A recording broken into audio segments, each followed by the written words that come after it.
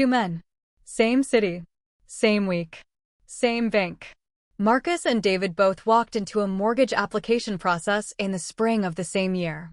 Both were 36 years old. Both had spent years building their financial profiles with the specific intention of being unassailable borrowers. Both had credit scores above 760.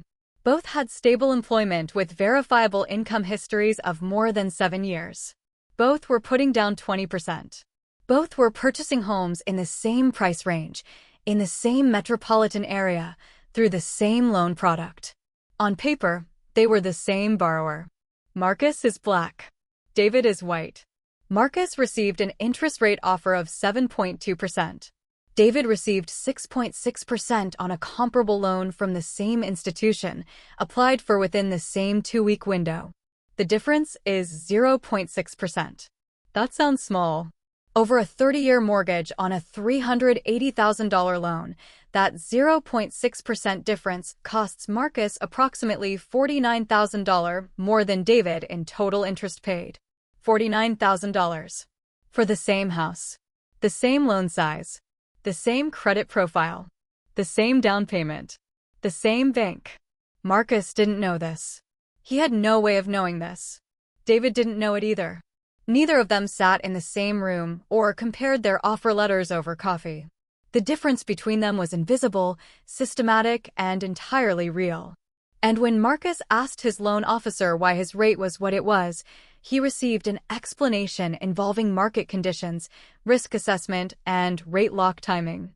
It was professional. It was confident. And it explained almost nothing about what was actually happening. Pause. Music fades in softly. This isn't about two men getting different mortgage rates. It's about a documented, persistent, measurable pattern of racial disparity in mortgage lending that has been studied, quantified, and reported by academic researchers, investigative journalists, and federal regulators. And that continues to extract wealth from Black borrowers and Black communities at a scale that most people of any background have never seen clearly laid out in one place. I'm going to show you the real mechanisms behind the racial mortgage gap, what the research actually shows, how the disparity operates at each stage of the lending process, what it costs Black borrowers and Black communities in measurable dollars across a lifetime and across generations, and what every borrower needs to know to navigate a system that has not been designed with their interests as the primary consideration. These are not opinions. They are documented findings from peer-reviewed research, federal data, and investigative reporting. And understanding them is both a matter of financial literacy and a matter of basic economic justice. Transition to core content. Rule 1. The racial mortgage gap is not a relic of historical discrimination. It is a present, measurable, ongoing reality documented in current federal lending data. The instinct many people have when this topic arises is to locate it historically.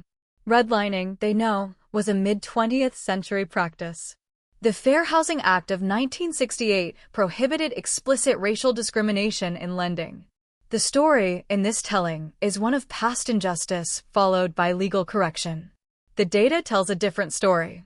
The Home Mortgage Disclosure Act requires lenders to report detailed data on every mortgage application they process, including the race and ethnicity of applicants, the loan terms offered, and the outcomes of applications.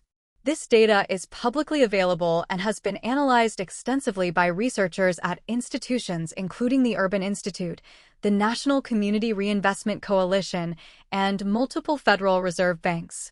The consistent finding across multiple years of this data is that Black mortgage applicants are denied at significantly higher rates than white applicants with comparable financial profiles, are offered higher interest rates at statistically significant levels even after controlling for credit score, income, debt-to-income ratio, and loan-to-value ratio, and are more frequently steered toward higher-cost loan products. A 2022 analysis of HMDA data found that Black applicants were denied mortgage loans at a rate approximately twice that of white applicants.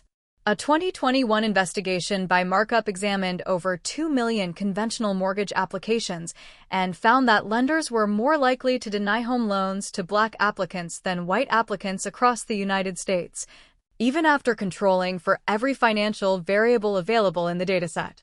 This is not a historical pattern being discussed in the past tense. It is a current pattern being documented with current data. The mechanisms have evolved from the explicit redlining of the mid-20th century into forms that are less visible, more technically sophisticated, and in some ways more difficult to challenge precisely because they are less legible. Rule 2. Algorithmic underwriting has not eliminated racial bias in mortgage lending. In many cases, it has encoded and automated it.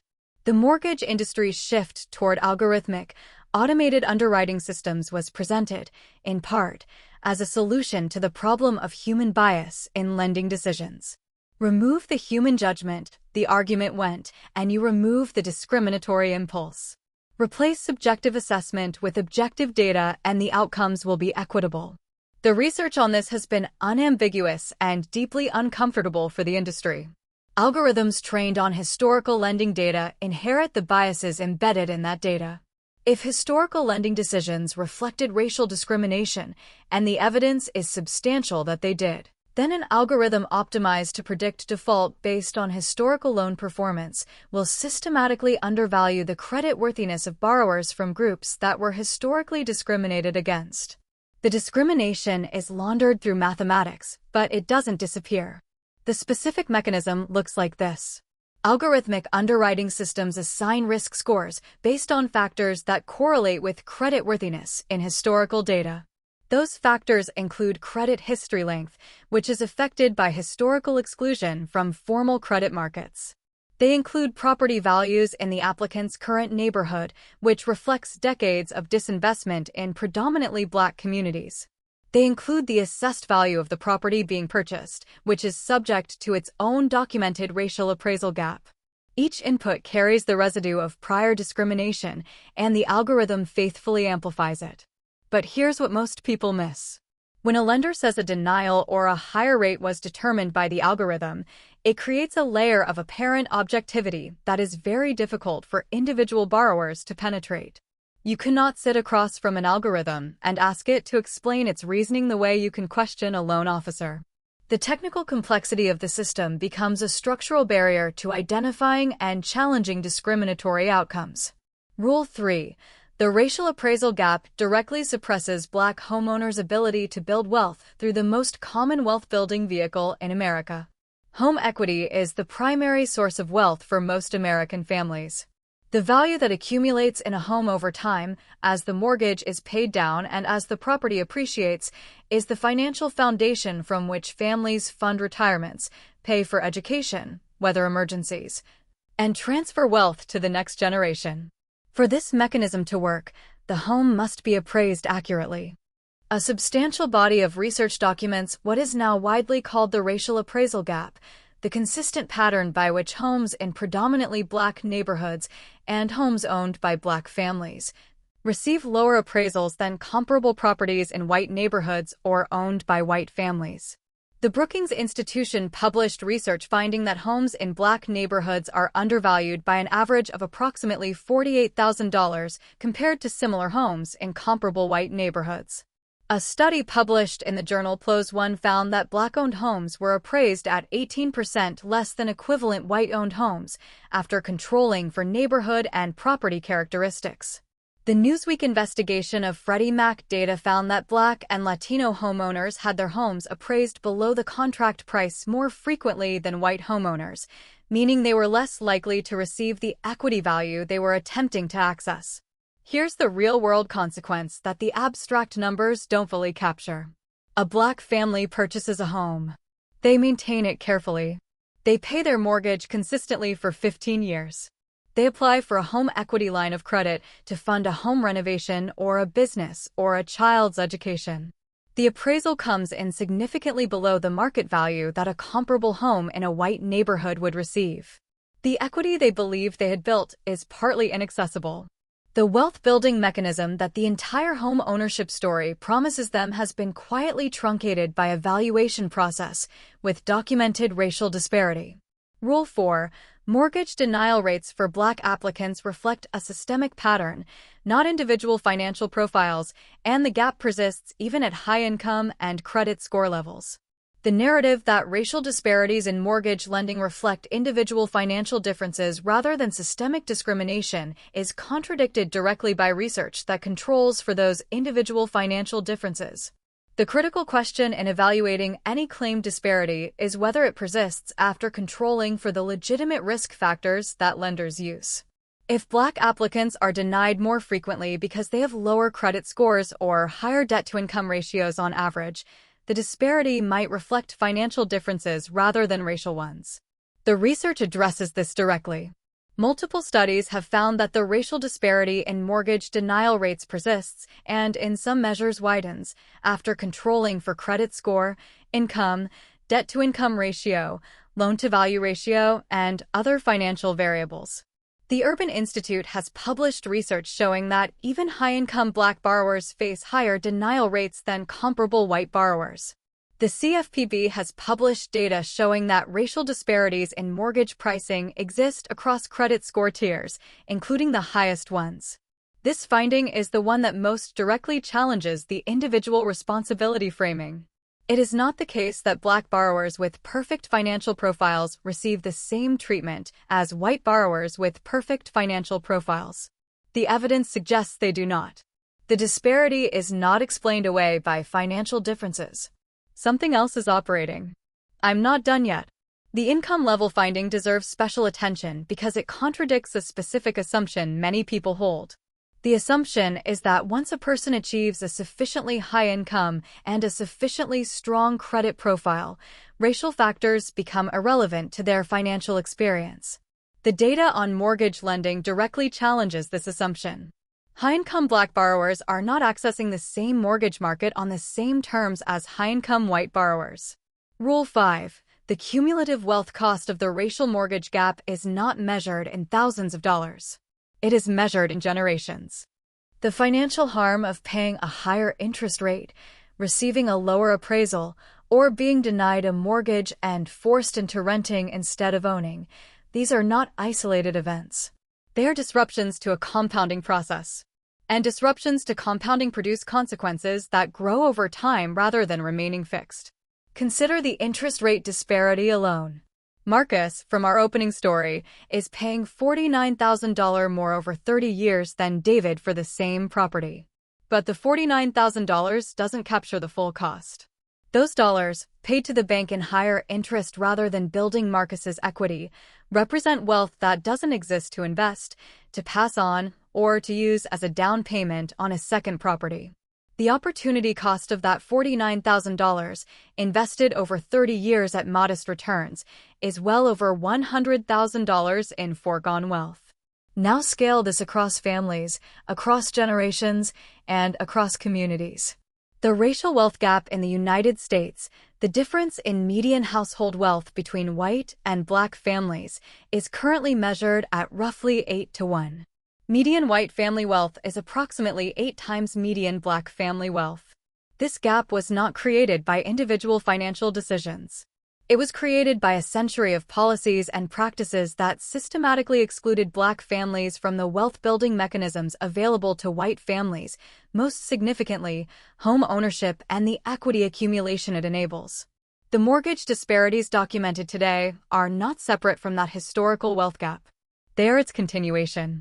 Every generation in which Black families pay higher rates, receive lower appraisals, and face higher denial rates is a generation in which the wealth gap is reinforced rather than closed. The math of compounding works in both directions.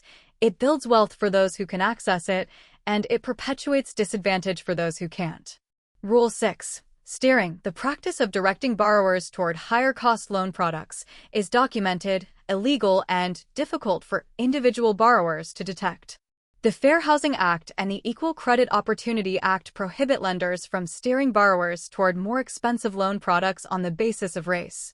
These prohibitions are clear in law and have been the basis of significant enforcement actions by the Department of Justice. They have also, repeatedly, failed to prevent the practice.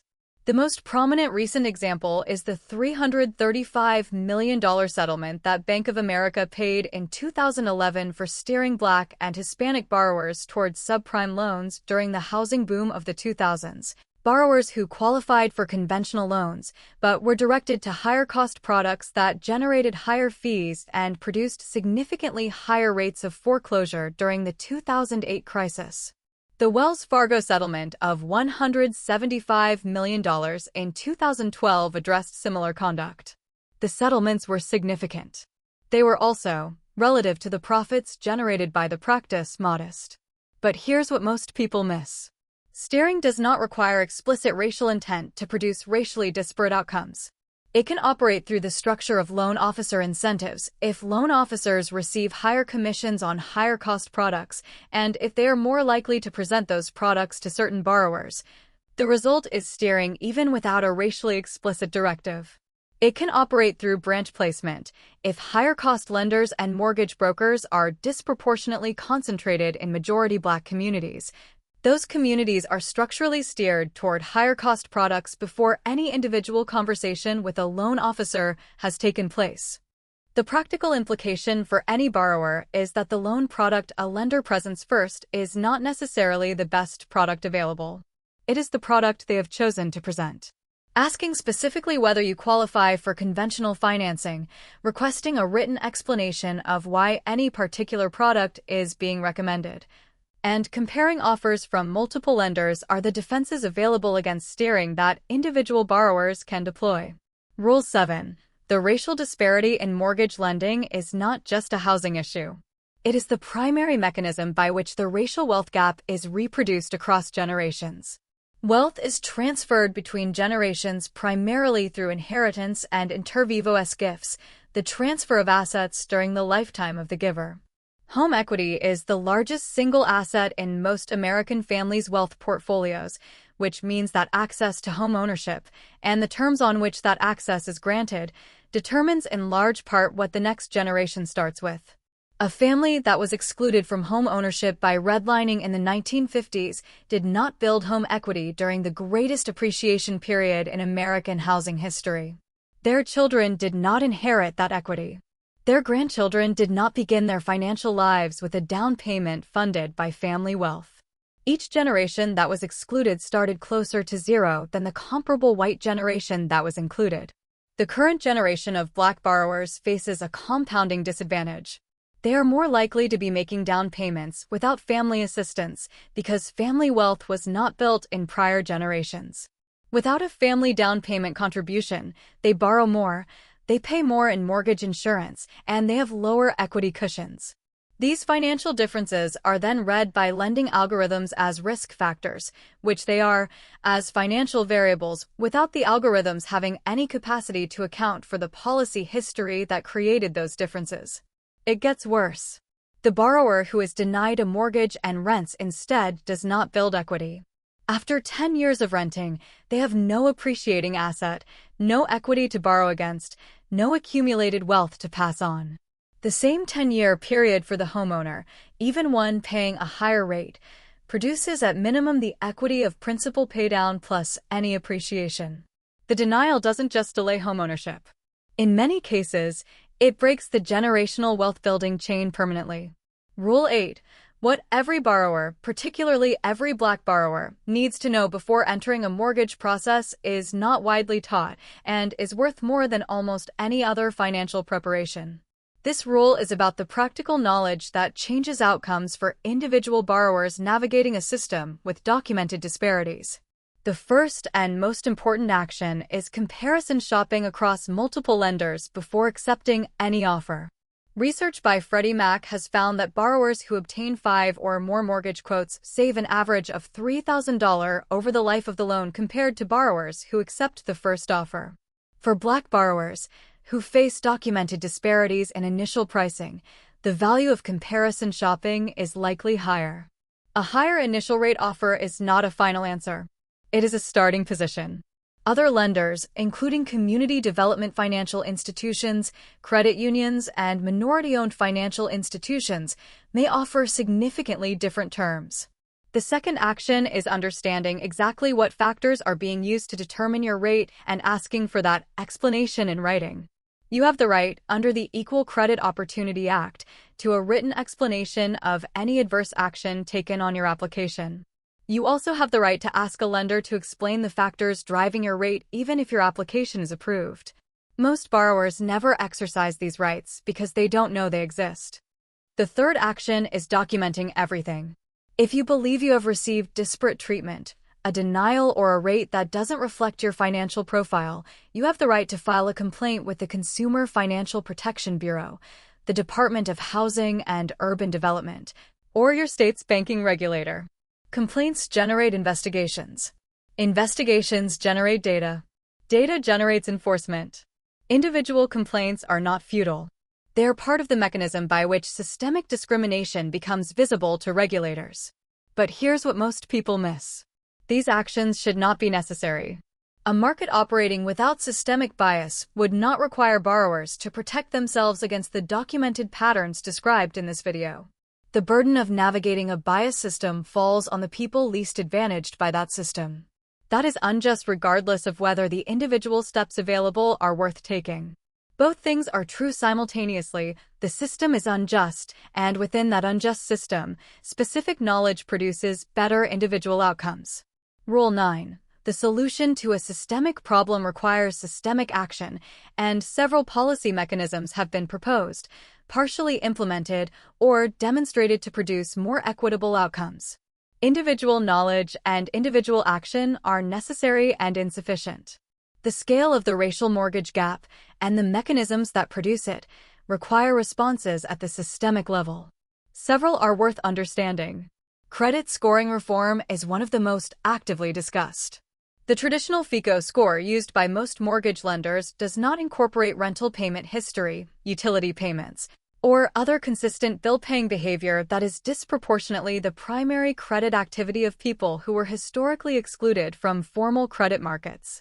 Models that incorporate these alternative data sources consistently produce higher scores for Black and Hispanic applicants without increasing default rates, suggesting that the traditional model was undervaluing their creditworthiness rather than accurately measuring it.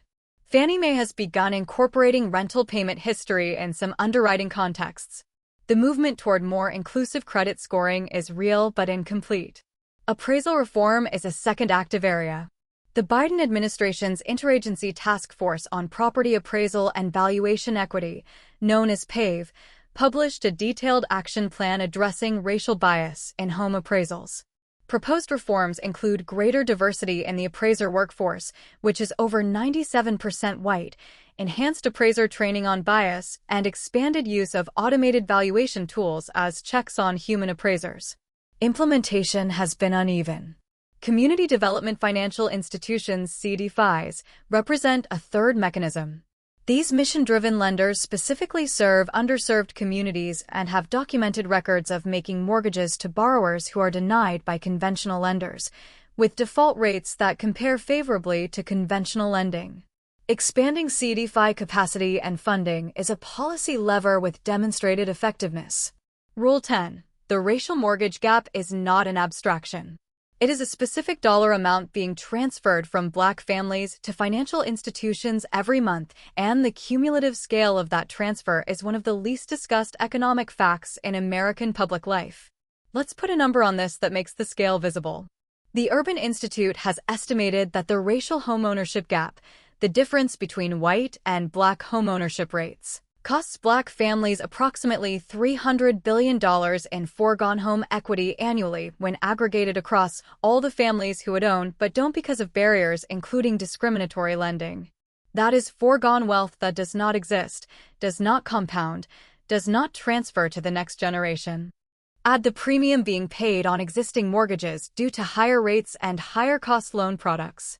Add the suppressed equity value from racially biased appraisals. Add the higher incidence of foreclosure traceable to steering into unsuitable loan products. The aggregate annual wealth extraction from Black communities through the mortgage system, through practices that range from clearly illegal to technically legal but discriminatory in effect, runs into the hundreds of billions of dollars. This is not a secondary issue in the conversation about the racial wealth gap. It is a primary driver of it.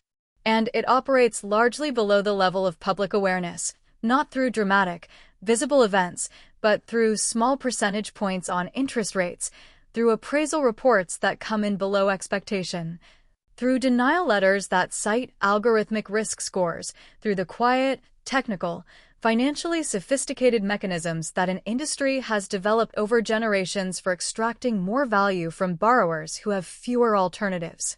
Transition to closing. Marcus and David both bought their homes that spring. Marcus is building equity. He's making every payment. He's a good borrower by every measure the industry uses to evaluate borrowers. He has no idea, unless someone showed him the numbers, that he is paying $49,000 more than his counterpart for the same house, the same loan, the same financial profile. He wasn't told.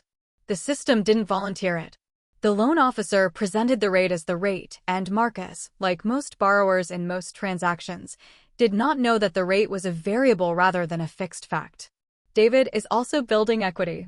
He received a competitive rate at a competitive institution through a process he experienced as thorough and fair. He has no particular reason to know that comparable borrowers are paying more. The system worked for him the way the system is supposed to work, and he has no particular visibility into how it works for others. The difference between them was not their credit scores or their incomes or their down payments or their character or their financial discipline or any of the things that are supposed to determine mortgage pricing in a fair market. The difference was a set of documented, persistent, systemic patterns that have been studied extensively, litigated repeatedly, and insufficiently corrected. Understanding those patterns is not, by itself, a solution. The problem is systemic and the solution needs to be systemic. But individual knowledge has individual value. Every Black borrower who obtains 5 quotes instead of 1, who asks for written explanations of rate determinations, who knows about CDFIs and credit unions and their rights under the Equal Credit Opportunity Act, is a borrower who has slightly more power in a process that has not historically been designed with their interests as the primary concern. The information in this video will not close the racial wealth gap. Only sustained policy change, enforced legal accountability, and structural reform of the lending system will do that. But it might change one transaction, one rate, one family's starting point for the next 30 years of wealth building. And that is not nothing. It is, for one family, everything. OUTRO, measured, calm, purposeful. End card. If this video showed you something that should be more widely understood, share it. The racial mortgage gap doesn't persist because people are indifferent to it. It persists partly because it isn't visible enough. Making it visible is where the conversation starts. The next video in this series covers the specific steps every borrower can take to protect themselves in the mortgage process, the questions to ask, the rights to exercise, and the institutions that exist specifically to serve borrowers the conventional market has failed.